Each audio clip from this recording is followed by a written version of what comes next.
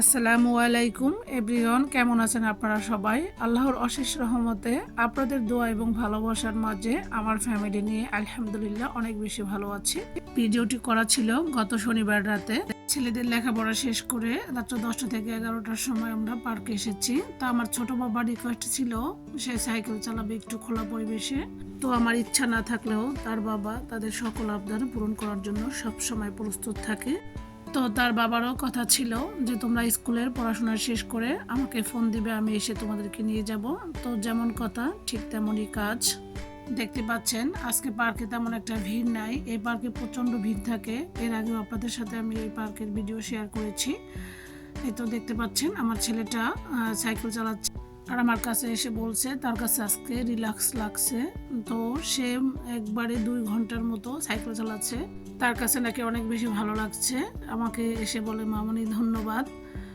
তো যাই হোক, আমার ছেলের জন্য আপনারা দোয়া করবেন। এখন তার খুবই পিপাসা পেয়েছে, সে কিছু একটা ঠান্ডা খাবে। চারপাশে আইসক্রিমের দোকান আছে, ভাবলাম সেখান থেকে আইসক্রিম কিনে দিব। তার মাঝে আপনাদের সাথে একটু ভিডিও করে শেয়ার করছি।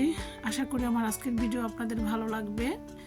এই রাতের পার্কের মনোরম পরিবেশ দেখতে আপনাদের কাছে আমার ছোট্ট একটি অনুরোধ, যারা আমার ভিডিওটি ধৈর্য ধরে দেখছেন তাদেরকে অসংখ্য ধন্যবাদ। এবং ভিডিওটি যদি ভালো লেগে থাকে অবশ্যই একটি লাইক এবং ভিডিওটি শেয়ার করে দিবেন প্লিজ। আপনাদের একটি শেয়ার এবং লাইক আমার অনেক বেশি উপকারে আসে। যাই হোক, বাচ্চাদেরকে এভাবে একটু বাইরে বের করে আনন্দ দিলে বাচ্চাদের মন মানসিকতা ফ্রেশ থাকে, এতে করে তারা লেখাপড়া করতেও আগ্রহী থাকে।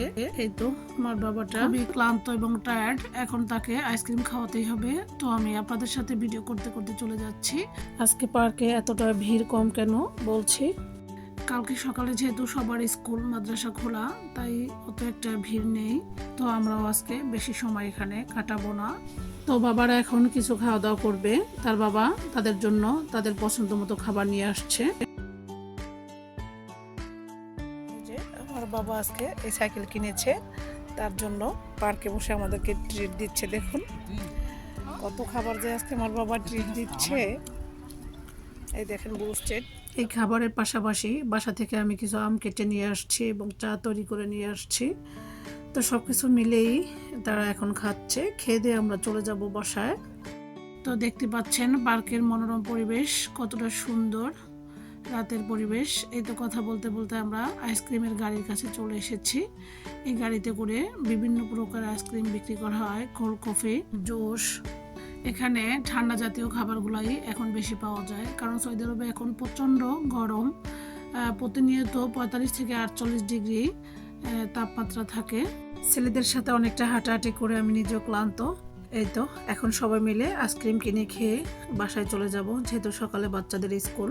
তো আমার 2 ছেলে পার্কে আসলে একদমই বাসায় যেতে চায় না, বাসায় বদ্ধ পরিবেশে তাদের ভালো লাগে না।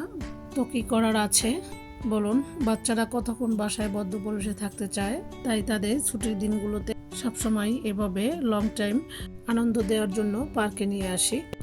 এতে দেখতে পাচ্ছেন আমার ছোট ছেলে আইসক্রিম খাচ্ছে, বড় ছেলে তো একদমই ক্যামেরার সামনে আসতে চায় না। তো তার জন্য এখন আইসক্রিম নিয়ে চলে যাচ্ছি।